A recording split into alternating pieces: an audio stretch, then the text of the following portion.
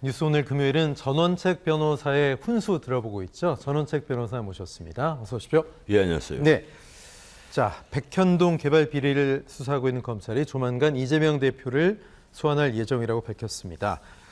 서울중앙지검 반부패 수사 일부에서 하고 있는데 변호사님께서 누누이 백현동 개발 비리 이게 진짜 심각한 거다 이렇게 말씀하셨는데 이 대표 책임이 얼마나 있다고 보세요? 이 백현동 개발 비리는 사실 언론이 먼저 추적했습니다. 이 수사기관에서 그 인지를 한다라든가 혹은 뭐 고소 고발에 의해서 수사가 시작된 것이 아니라 언론이 계속 추적을 했기 때문에 언론을 통해서 어느 정도는 이 범죄의 전체 구도가 다 드러나는 상태였단 말이에요. 네. 그리고 이 관련자들 예컨대 이 개발업자가 이제 아시아 디벨로퍼 정바울 씨 그리고 여기에 대한 로비스트가 이재명 그 성남시장에 최초 출마했을 때 선대 본부장을 지냈던 김인섭 씨 그리고 또 뭐 여기에 연관되어서 그 전화를 주고받고 해서 거의 115차례나 1년 동안에 전화를 했다는 그 정인상 씨 뭐 이런 사람들이 다 드러나 있는 상태예요. 네. 그래서 어떻게 로비가 이루어졌고 그 어떻게 이것이 부당한 일이 벌어졌다. 특히 그 토지 용도를 자연 녹지에서 준주거지역으로 4단계나 상향을 시켰단 말이에요. 거기다가 가장 큰 비리는 원래 그 100% 임대 아파트를 하기로 했는데 이를 90%는 일반 분양으로 10%만 임대 아파트로 하기로 해서 그 개발업자인 아시아 디벨로퍼 측에다가 3,100억이 넘는 네. 엄청난 이 노다지를 안겨준 겁니다. 그래서 네네. 여기에 어디 흠이 없었겠느냐. 결국은 김인섭 씨는 77억을 받았다는 것 때문에 알선수재 혐의로 지금 구속이 돼가 지금 재판을 받고 있는데 거기서 이제 온갖 증언이 나왔어요. 특히 그 정바울과 김인섭의 이 문답에 따라서 어떤 증언이 나왔는가 하면 정바울은 김인섭이 돈을 200억을 달라고 했다. 그 200억을 받으면 본인이 100억을 먹고 그 나머지 100억은 두 사람에게 간다. 그러면 검찰이 물었습니다. 그 두 사람이 누구냐? 이재명과 정진상이 맞느냐? 이러니까 나도 그렇다고 생각한다. 직접 우리가 그 두 사람 이름을 거론을 하지는 네. 않았지만 그 두 사람이라고 생각을 한다. 이래서 이미 법정에서 이재명 그 당시 성남시장의 일종의 배임죄라고 할까 아니면 이 뇌물죄까지도 이미 어느 정도는 드러나 있는 상태란 말이에요. 이래서 이것이 보통 문제가 아닙니다. 그리고 이 아파트 자체가 이 자연 녹지에다가 지은 아파트이며 또 건설 과정에서 엄청난 네. 비리가 또 있어요. 하나가 뭔가 하면 50m 옹벽 옆에 예. 50m 같으면 엄청난 겁니다. 보통 아파트 한 13, 14층 높이거든요. 이 50m 옹벽 바로 옆에 아파트를 건설을 한 겁니다. 카메라에 나오는 예. 건데 보기에도 좀 괴이해 보이죠. 예. 그래서 저걸 두고 이 일반 시민들 사이에도 아주 말이 많았거든요. 네. 예, 어떻게 아파트를 있는데 이렇게 지을 수가 있느냐 이러는데 결국은 엄청난 배후에 비리가 지금 드러나 있는 상태고 수사가 이미 거의 다 끝나 있는 상태입니다. 예. 그래서 관련자들이 재판을 받고 있기 때문에 지금 검찰로서는 그렇습니다. 관련자들이 이미 재판을 받고 있는 사건이 이 백인동 사건뿐 아니라 수원지검에서 하고 있는 상방울 대북 송금 사건 네. 이것도 관련자들이 이미 재판을 받고 있지 않습니까? 이게 오는 8일에 이화영 전 부지사 재판인데요. 이 그렇죠. 전 부지사가 어떤 얘기할지 좀 궁금합니다. 지금 이화영 씨는 이미 이 자신의 변호인과 자신의 그 증언 번복을 통해서 네.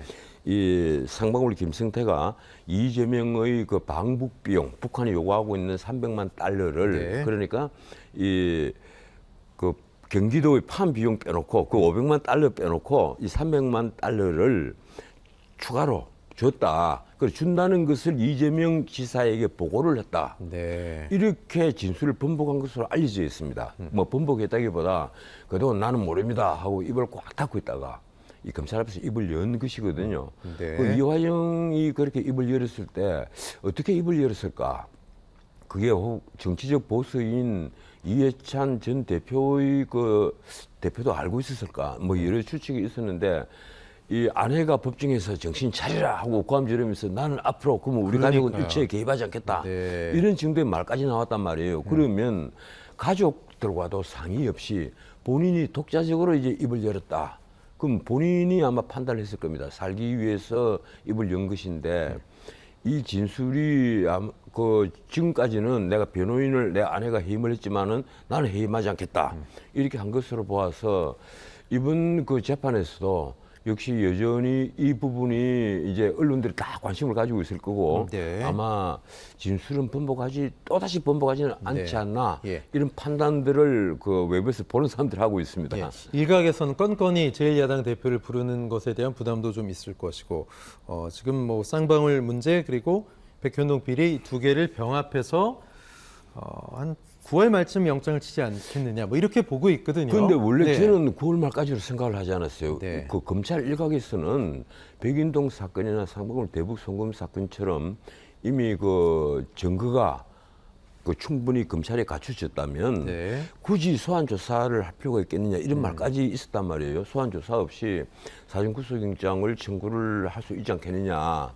그리고 이왕이면 국회와 충돌하지 않기 위해서 비회기 기간인 광복실 이전에 하지 않겠느냐 이런 말까지 있었는데 네. 그 뒤에 나온 이제 얘기가 그래도 제1야당 대표고 그 지금까지 계속 논란을 빚어왔던 사건인 만큼 이왕이면 검찰도 그 피의자 소환 조사를 통해서 진술 조서를 보강을 한 다음에 그리고 구속영장을 청구할 것이다. 그러면 소환 조사 조율은 아마 그 비회기 기간에 이루어지지 않겠나 하는 생각들을 합니다. 아마 그 8월 15일 직후에 그 영장 청구를 할 것으로 보이고 네. 그 체포동의안이 국회에 들어오면 8월 말 안으로 그 체포동의안 문제가 아마 결정이 될 건데 이게 참 묘한 게요. 이렇게 되면 민주당이 이제 내분이 심해질 거란 말이에요. 친명계, 비명계가 있는데 특히 비명계 31분은 이미 체포동의안 그 이 올 것에 대비를 해서 불체포특권 포기를 선언을 해버렸거든요. 네. 그래서 아마 체포동의안이 이제 가결되는 형식을 취하게 되면 이재명 대표로서는 추락할 수 있는 위험이 있죠. 지금은 문자 그대로 청길 낭떠러지에 앞이 안 보이는 상태에서 서 있는 상태인데 체포동의안이 가결이 되면 그건 최악의 경우라고 이제 보이고 그래서 만에 하나라도 표현이 좀 그렇습니다만 이 검찰에 구속이 된다면 이 이재명의 정치 생명은 이제 사실 끝난다고 봐야 된단 말이에요. 네. 그 구속 가능성은 좀 어떻게 해보세요, 변호사님? 저는 네. 이 정도 사안 같으면 예. 그 아마 검찰의 뜻대로 구속영장이 청구되고 구속되리라고 저는 판단합니다. 아, 저는 예. 그렇게 판단합니다. 네. 뭐 법률가마다 견해는 다 다를 수 있습니다만 왜 그런가 하면 가령 그동안 지난번에 그 영장이 청구됐던 것 중에 성남 FC 후원금 제3자 뇌물 사건이라든가 네. 그리고 대장동의 이 배임죄 그 사건이라든가 이 전부 다 무기징역까지 가능한 중범죄들이에요. 이 중범죄들이란 말이에요. 지금 그 이재명 대표가 연관되어 있는 범죄 중에는 이런 중범죄들이 쭉 다 깔려가 있습니다. 이러니까 가령 보통 다른 사람이었다면 이 정도의 중범죄로 영장이 청구가 된다면 거의 구속이 되고 그리고 실제 그 형량도 이 법정에서 선고받는 형량도 굉장히 높을 거예요. 이게 한 건이 아니고 계속 그냥 실질적으로 경합을 해서 이런 사건이 중범죄가 예상되는 사건이 거의 6, 7건이 된단 말이에요. 전체 사건이 한 10건이 넘는데 거기다가 꼭 지금 또 이제 정자동 이 뭐라고 합니까? 특혜 사건이라고 해야 됩니까? 이 정자동 호텔 짓는데 특혜를 준 사건. 네. 그 사건도 지금 수사를 하고 있고 그리고 계속 지금 수사가 되고 있는 사건들이 많아요. 아니 GH 합숙소 사건 같은 이런 사건도 있고 이래서 이재명 대표로서는 문자 그대로 첩첩산중이고 이 청길 낭떠러지 위에 서 있는 그런 상태로 보인다. 저는 이럴 때 가장 중요한 것이 본인을 스스로 버리는 것인데 본인이 지금 그걸 하지 않는단 말이에요. 본인이 정치 생명을 계속 이어나가기 위해서 네. 끝까지 지금 다투고 싸우고 있고 혁신위까지 만들었지 않습니까? 네. 잘 아시겠지만 혁신위를 만들어서 성공을 하는 것도 아닌데 그래서 지금 결국은 그 이재명의 사법 리스크가 이 민주당 전체의 큰 리스크가 되어버렸다. 이 앞으로 민주당으로서도 굉장히 난감한 문제인데 예. 당장 우리가 늘 잊고 있는 사건이지만 이 공직선거법 사건 지금 네. 재판하고 있잖아요. 이 사건이 최종적으로 판단을 받으면 당장 434억 원이라 그는 대선 자금을 반환을 해야 되거든요. 뭐 재판 거래 의혹 사건 말씀하시는 거죠? 예, 아니 네. 재판 거래 의혹이 아니고요. 네. 이 아, 공직선거법의 공직선거법 허위 사실 사건이요? 6%에서 예, 예. 재판 받고 있는 거예요. 네네. 모른다고 했다는 예, 게. 이거 법에 딱 그 규정이 돼가 있기 때문에 네. 성환이가 봐주고 싶어도 봐줄 수가 없는 사건입니다. 예. 그래서 이 민주당이 앞으로 이제 어떻게 될 것이냐. 네. 그 결국은 지금 이재명 그 대표의 구속영장 청구 이것이 어디까지 연결되는가 하면 네네. 우리 정치 개편 문제 그리고 우리 정치인 교체 문제 예. 이것까지 난 연결이 된다. 네. 이렇게 판단을 합니다. 지금 아마 말씀하신 부분들. 예, 올해 안에 큰 사건들이 또 벌어질 것 같아요. 예. 그래서 이제 민주당 뭐 여론이 상당히 좋지가 않습니다. 지금 혁신위도 설화에 시달리고 있고 당대표 사법 리스크도 있고 민주당 지지율이요 70대 어르신들한테 상당히 안 좋습니다. 정당 지지율 11%, 국민의힘 56, 특히 부울경에서 15, 민주당, 국민의힘 35인데 자 민주당이 지금 뭐 소위 정신을 차리려면 무엇을 제대로 간파하고 민심에 답해야 한다고 보세요. 이 민주당이 이번에 큰 실수를 한 것이 네. 김원경 대표가 김원경 혁신위 대표가 예, 혁신위원장. 혁신위원장이 네. 본인이 사과를 하면 제대로 해야 되는데 네. 처음부터 그 30일 날 사건이 벌어졌잖아요. 네. 3일까지 사과를 하지 않았어요. 이 사건에 양이원영 의원이 또 기름을 끼얹었단 말이에요. 그렇죠. 그리고 양이원영 의원이 그 노인회 대한노인회에 갔는데 솔직히 우리 국민들이 지켜보기에는 이 대한노인회에 가고 자식할 문제가 아니에요. 무엇인가 하면 노인 폄하의 문제만이 아니란 말이에요. 네. 이것을 우리 언론에서도 계속해서 노인 폄하, 노인 폄하 이런 식으로 몰아가는데 노인 폄하의 문제가 아니고 뭔가 하면 가령 어린 사람들은 앞으로 미래가 많으니까 투표권이 많고 그리고 오래 산 사람들 이제 그 나이가 든 사람들은 미래에 뭐 다 죽을 테니까 네. 그리고 투표권을 줄여야 된다. 결정할 권리를 줄여야 된다. 이런 사고가 뭔가 하면 바로 파시즘 사고입니다. 네. 그래서 이건 민주주의 원리를 정말 전혀 모른다고 할까 아니면 처음부터 잘못 이해를 하고 있다고 할까 이 둘 중에 하나예요. 나는 이런 분이 내가 감히 이 방송에서 말씀을 드리자면 이런 분이 법학 교수였단 말이에요. 그러니까요. 법학 교수였고 예. 그리고 물론 뭐 직접적인 연관은 되지 않지만 금감원 부원장 자리에도 있었단 말입니다.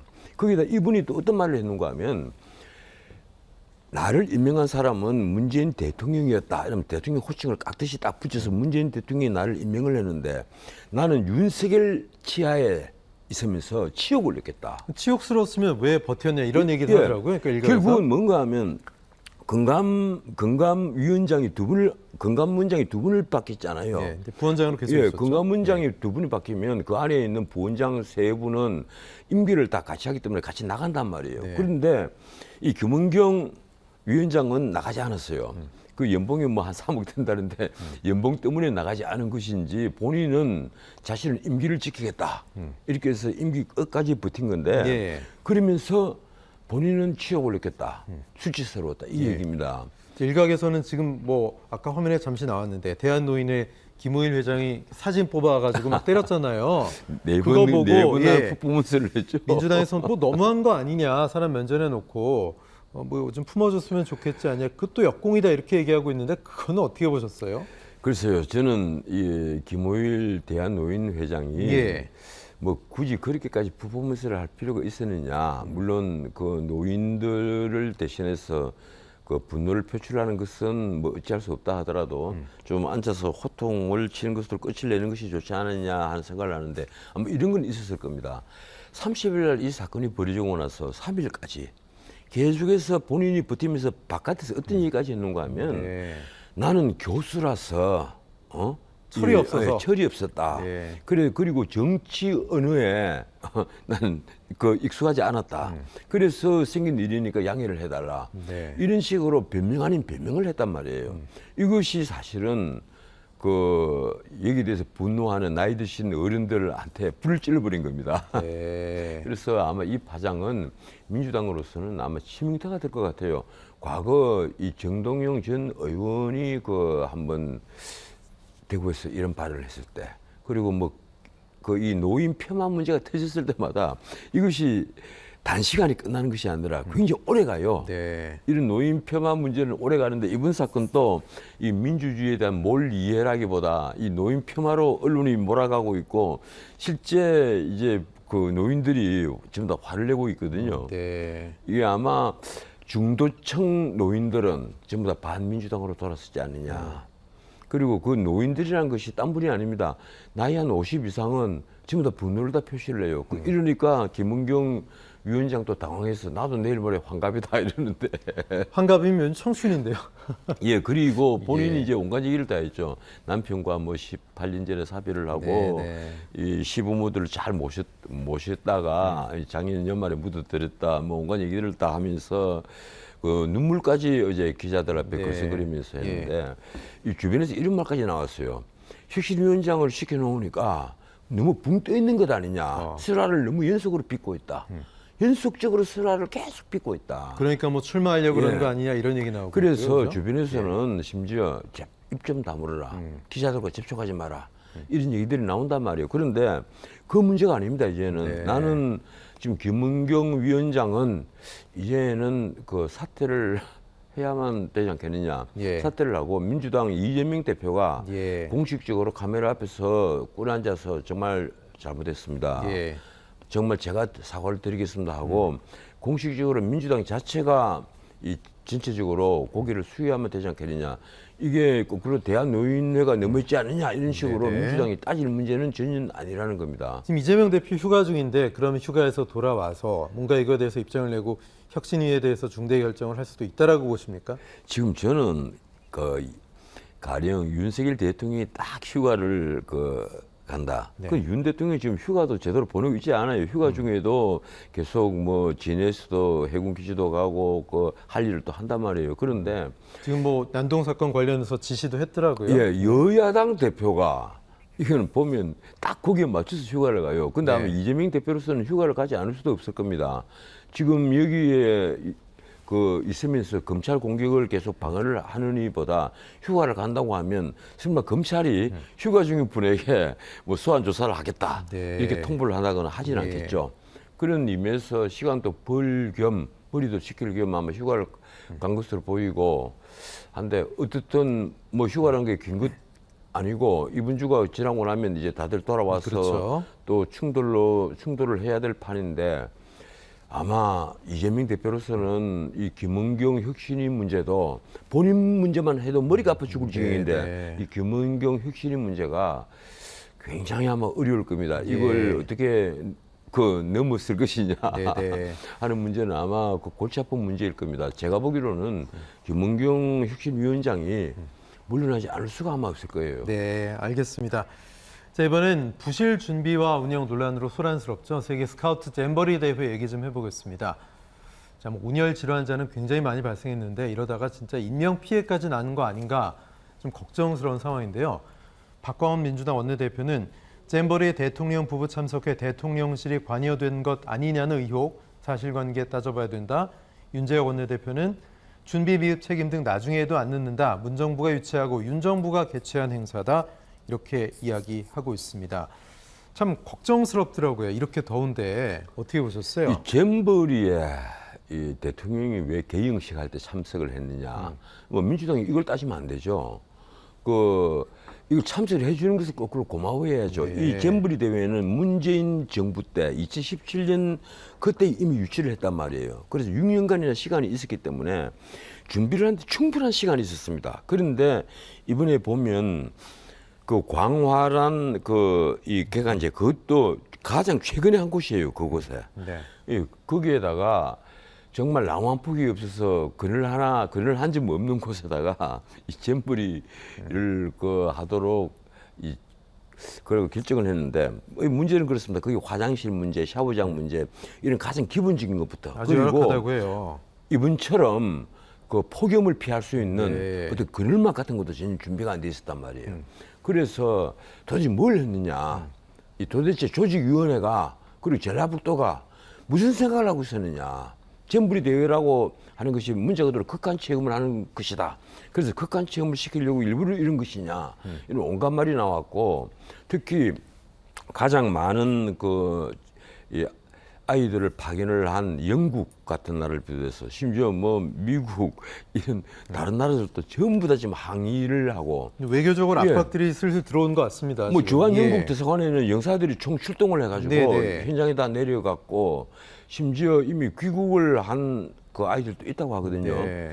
현장에는 보면 그 가령 포르투갈 그에서 온 아이가 이 포르투갈 국기를 두르고 이렇게 지쳐서 있는 그 사진 한 장이 전 세계 파급이 돼 버린 거예요. 네. 그것뿐이 아닙니다.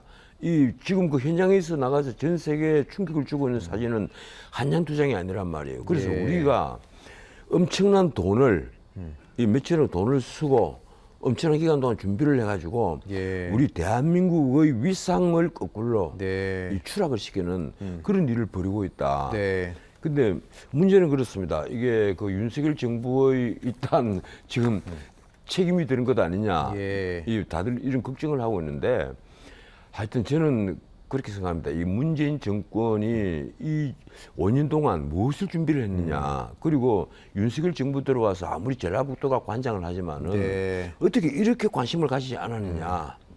지금 뒤늦게 뭐 한덕수 총리가 그 여성가족부 장관에게 현장에 끝까지 남아서 관리를 해라. 이렇게 좀 지시를 하고 임시 국무회의 예. 소집을 했죠. 예, 네. 직접 지휘를 하고 있습니다. 그래서 예. 그나마 좀 천만다행이라고 저는 생각을 합니다. 알겠습니다. 아무쪼록 아무 사고 없이 좀 마무리가 됐으면 좋겠습니다. 변호사님 말씀 여기까지 듣겠습니다. 예. 고맙습니다. 예, 고맙습니다.